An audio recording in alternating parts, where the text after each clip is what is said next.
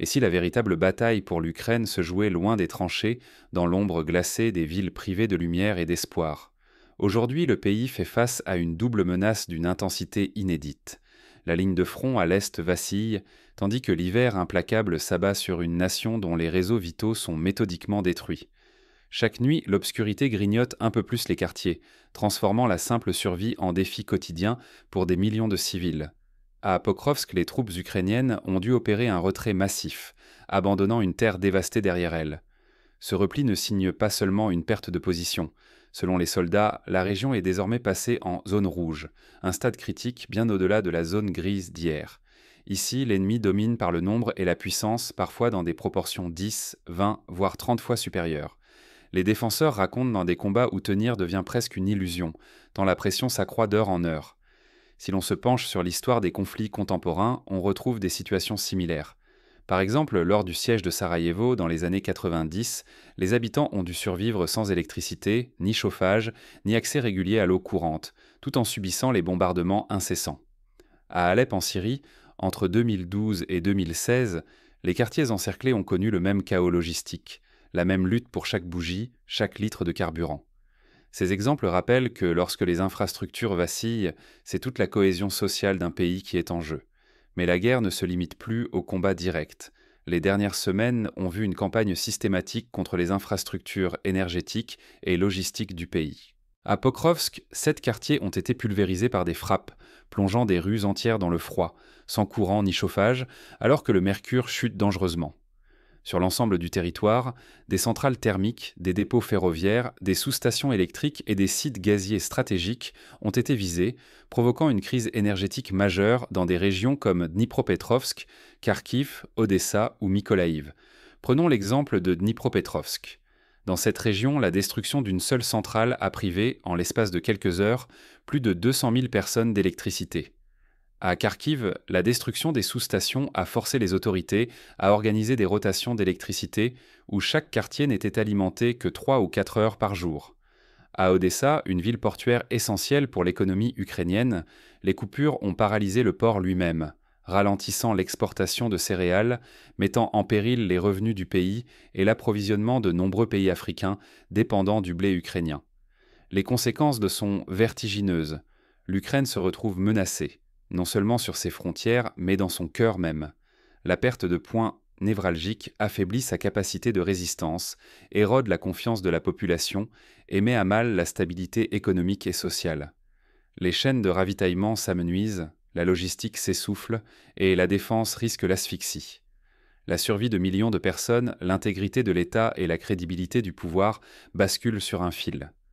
Pour mesurer l'impact concret de cette crise, il suffit de regarder les files d'attente devant les stations-service de Kiev. Un conducteur témoigne : « Je fais la queue depuis 3 heures pour 15 litres d'essence et je ne suis pas certain d'en obtenir. » Un chef d'entreprise de Lviv explique : « Je dois fermer mon usine 3 jours par semaine car le courant ne tient pas. » Ces récits, multipliés par des milliers, illustrent la réalité du quotidien ukrainien. Pour saisir l'ampleur de ce basculement, il faut revenir sur les événements récents et suivre pas à pas l'enchaînement des coups portés au pays. Plongeons dans les détails de cette crise, là où chaque décision prise ou abandonnée façonne déjà l'avenir du pays. Voici comment la tempête s'est abattue sur l'Ukraine. Quand une ville tombe, ce ne sont pas seulement des murs qui cèdent, mais tout un écosystème qui vacille. À l'est, la situation s'aggrave soudainement. Après l'abandon de Pokrovsk, les forces ukrainiennes se replient en hâte vers Mirnograd, cherchant à ériger une ultime ligne de défense. Ce mouvement précipité déclenche un bouleversement plus vaste. Volchansk et Kupiansk, 2 bastions majeurs, sont à leur tour sous une pression grandissante. C'est un effet domino implacable. Quand une ville tombe, elle entraîne autour d'elle les localités voisines. Les routes se ferment, les garnisons se retrouvent isolées, et chaque jour, la pénurie de munitions rend la résistance presque intenable sur plusieurs points. Un exemple historique éclaire ce mécanisme. Lors de la bataille du saillant de Koursk pendant la Seconde Guerre mondiale, la chute d'une position clé a précipité la retraite de plusieurs divisions soviétiques, ouvrant une brèche dans l'ensemble du front. De la même manière, la chute de Pokrovsk fragilise la défense ukrainienne sur toute la ligne du Donbass. Pokrovsk n'est pas une simple bourgade. C'est le cœur logistique du Donbass, la clé du Donbass, par où transitait l'essentiel des approvisionnements militaires et civils. Sa perte n'est pas seulement symbolique, Elle rompt l'équilibre logistique et ouvre la voie à une avancée rapide de l'ennemi, mettant en péril toute l'infrastructure de la région. La crise dépasse largement les mouvements de troupes. Les frappes ciblées se sont multipliées sur les dépôts de munitions, les gares, les points de ravitaillement. Les explosions, les incendies, la destruction de sites stratégiques compliquent un peu plus chaque jour toute tentative de ravitaillement. Les lignes d'approvisionnement vacillent dangereusement. Certaines unités sont désormais coupées, laissant planer la menace d'une capitulation forcée si les poches de résistance sont submergées. Derrière le fracas du front, c'est la chaîne logistique ukrainienne tout entière qui menace de céder, faisant naître le spectre d'un encerclement général. Pour l'Ukraine, en Sachelib, il ne s'agit plus seulement de tenir une position. Il s'agit de préserver ce lien vital entre l'arrière et le front. Sans lui, c'est l'intégrité même du pays qui vacille. Chaque livraison de munitions ou de carburant est devenue une question de survie quotidienne. Mais la ligne de front n'est que la surface du problème. La véritable épreuve se joue désormais à l'intérieur du pays, où la résilience des infrastructures et de la société sera testée jusqu'à ses limites. La pression militaire n'est que le début. L'effritement des réseaux énergétiques et logistiques menace l'équilibre interne de l'Ukraine. La prochaine crise s'annonce silencieuse mais tout aussi dévastatrice. Quand la lumière s'éteint, jusqu'où une nation peut-elle endurer ? Pour des millions d'Ukrainiens, cette question n'est plus abstraite. Elle rythme chaque journée, chaque nuit plongée dans l'incertitude. Les infrastructures énergétiques, piliers invisibles de la vie moderne, se retrouvent pilonnées par des frappes méthodiques et massives. À Kiev, Dnipro, Kharkiv et dans tant d'autres villes, les centrales détruites ou endommagées se comptent désormais par dizaines. Les sirènes ne marquent plus seulement le danger aérien, elles annoncent aussi les longues coupures, parfois 10, parfois 12, parfois 14 heures sans électricité. Le réseau électrique, autrefois symbole d'unité nationale, est maintenant brisé, forçant tout un peuple à s'adapter à une existence fragmentée et imprévisible. Dans les maisons, la nuit s'installe plus tôt, le froid s'infiltre même lorsque vient le printemps. Chaque bougie devient précieuse, chaque charge de téléphone, un acte calculé. À Lviv comme à Odessa, les transports publics s'arrêtent, le métro se fige. Les écoles ferment ou migrent en ligne lorsque la connexion le permet encore. Les hôpitaux en première ligne vivent au rythme incertain des générateurs, guettant la prochaine panne. L'industrie tourne au ralenti, éclairée d'ampoules vacillantes et alimentée par le grondement des moteurs diesel. La débrouille et la solidarité deviennent la norme, mais la tension s'épaissit. Personne ne sait combien de jours les réserves de carburant vont durer. Les frappes ne cessent pas, et la menace d'un effondrement total du réseau plane sur chaque foyer, chaque rue. L'angoisse monte. Que se passera-t-il si demain l'électricité ne revient pas ? Face à la crise, les autorités doivent faire des choix impossibles. L'énergie est prioritairement dirigée vers le front et les infrastructures militaires, reléguant les civils à l'arrière-plan. Les quartiers résidentiels attendent, plongés dans l'obscurité, que la lumière revienne. Cette gestion sous pression alimente la frustration, la peur et l'incompréhension. Partout la cohésion sociale s'étiole. Les files d'attente s'allongent devant les stations-service, les bornes de recharge, les disputes éclatent, la confiance dans les institutions chancelle.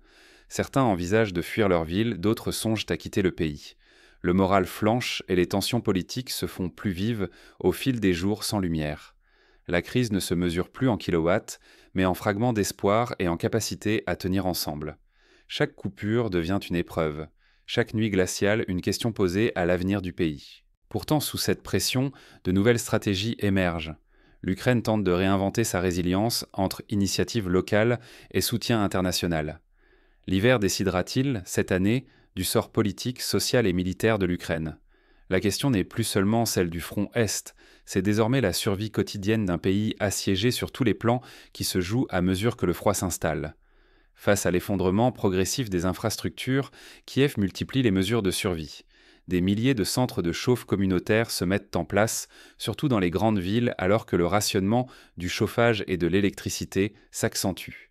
Les autorités élaborent des plans de secours pour l'eau, le carburant, et chaque foyer s'organise en prévision d'une panne généralisée, la peur grandissant à mesure que l'hiver avance. Dans ce contexte d'urgence, un débat crucial agite les plus hauts cercles du pouvoir. Faut-il défendre coûte que coûte les lignes actuelles, quitte à épuiser les ressources vitales, ou réorganiser la défense sur des positions plus tenables ? Les responsables militaires et politiques sont divisés. Certains prônent une stabilisation défensive, d'autres une reconquête malgré l'épuisement des troupes, chaque jour voyant une nouvelle zone menacée de basculer. Mais la crise va bien au-delà du champ de bataille.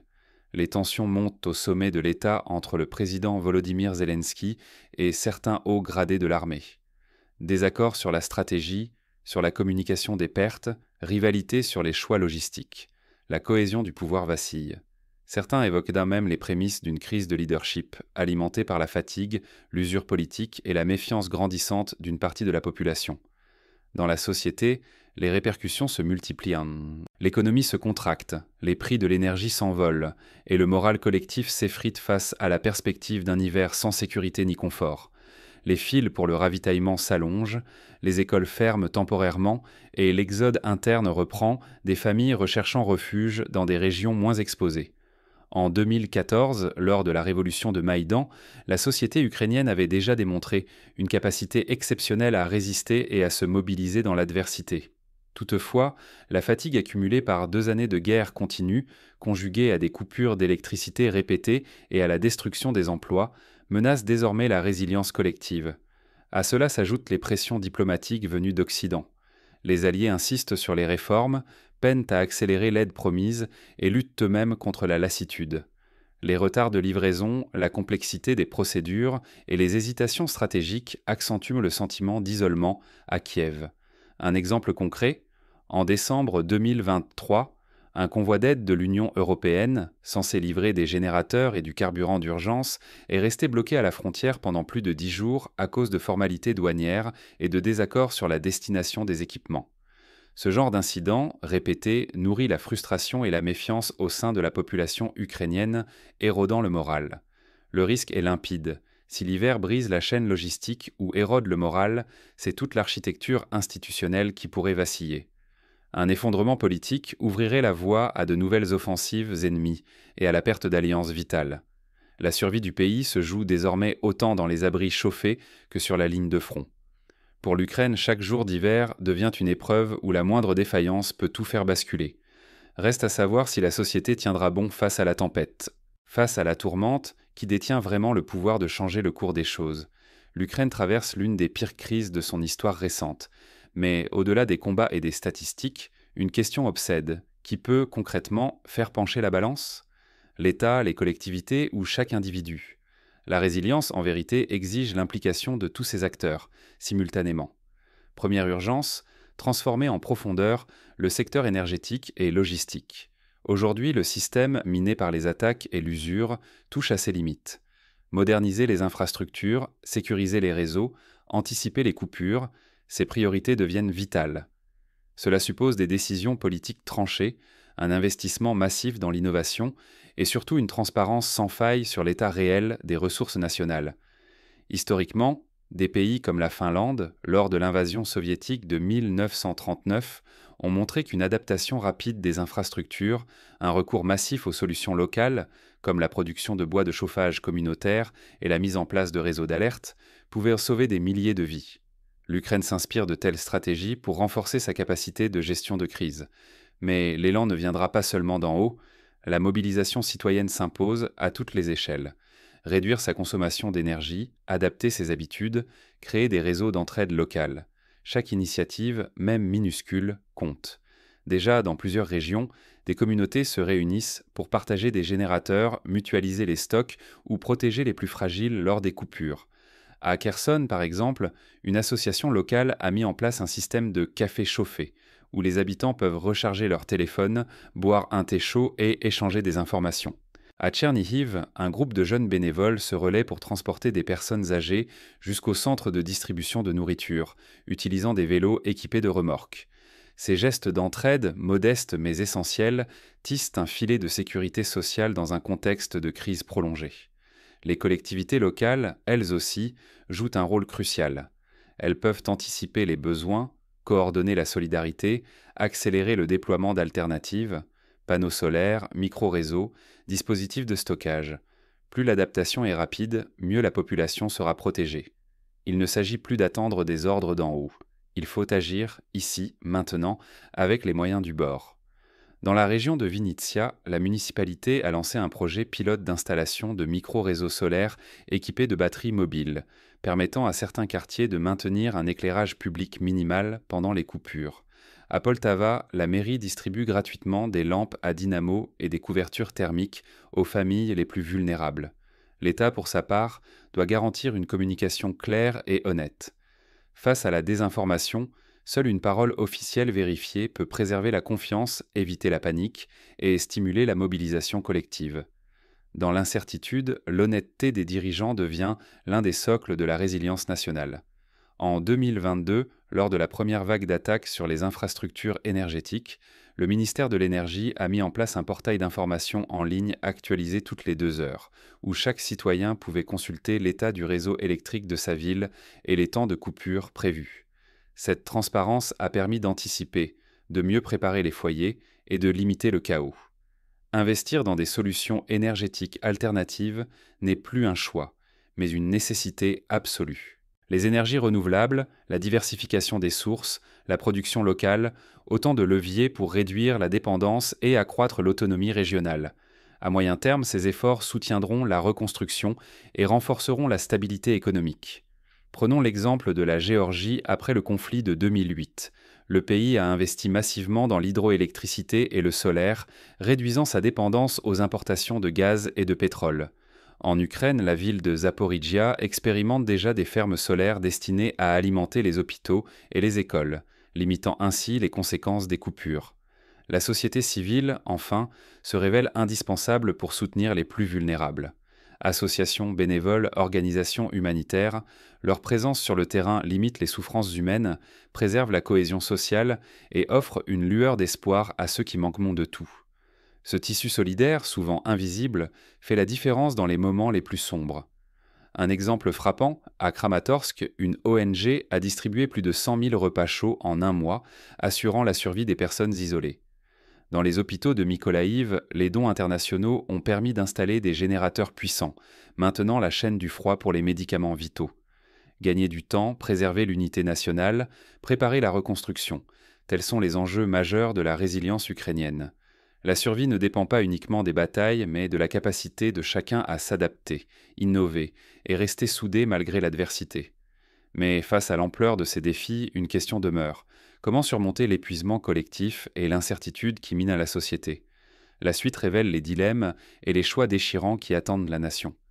Pour répondre à cette question, il est utile d'observer ce qui s'est passé dans d'autres sociétés soumises à une pression extrême.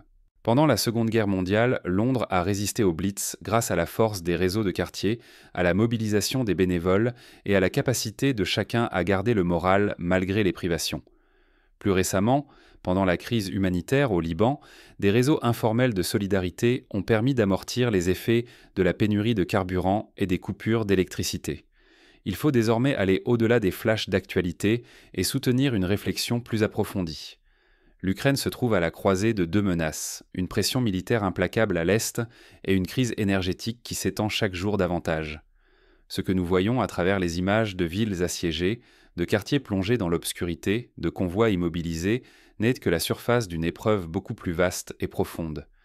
Imaginer que tout se joue uniquement sur la ligne de front serait une erreur dangereuse. Chaque attaque sur une centrale, chaque rupture dans la chaîne logistique, chaque usine réduite au silence, fragilise la société tout entière. La précarité s'installe, la peur gagne et ce sont des millions de civils qui affrontent chaque jour l'incertitude et le risque d'un basculement brutal. Pourtant, derrière ces chiffres et ces bilans, se cache une force que nul rapport ne peut quantifier, la capacité d'un peuple à s'organiser, à innover, à refuser la fatalité. S'informer, ce n'est pas seulement additionner les pertes ou suivre l'avancée des offensives, c'est aussi comprendre comment une société s'adapte quand tout vacille, quels choix collectifs émergent lorsque les repères disparaissent. Ignorer cette dimension, c'est passer à côté de ce qui façonne l'avenir. La solidarité spontanée, l'ingéniosité née de la contrainte, l'engagement civique, le courage d'inventer des solutions là où tout semble perdu. Prendre du recul, c'est se prémunir non seulement contre la désinformation, mais aussi contre la lassitude et l'indifférence qui menacent chaque spectateur lointain. La crise ukrainienne exige une attention constante et un regard lucide. Elle ne se limite pas aux cartes d'état-major. Elle se joue aussi dans la ténacité d'une société à tenir debout, à reconstruire du sens, à défendre sa dignité et sa souveraineté, même au cœur de la tourmente. Pour conclure, il est essentiel de rappeler que la lumière, même vacillante, peut renaître dans la nuit la plus noire. Les exemples du passé, les initiatives du présent et l'espoir placé dans l'avenir sont autant de fils qui tissent la résilience ukrainienne. C'est ensemble, en conjuguant efforts individuels, actions collectives et soutien international, que l'Ukraine pourra traverser cette tempête et, peut-être, en ressortir plus forte. La question n'est plus de savoir si la société tiendra, mais comment elle inventera de nouvelles façons de résister, de s'entraider et de se reconstruire. L'histoire s'écrit chaque jour, dans chaque foyer, dans chaque geste de solidarité, dans chaque décision collective. Restez attentifs, engagés et porteurs d'espoir.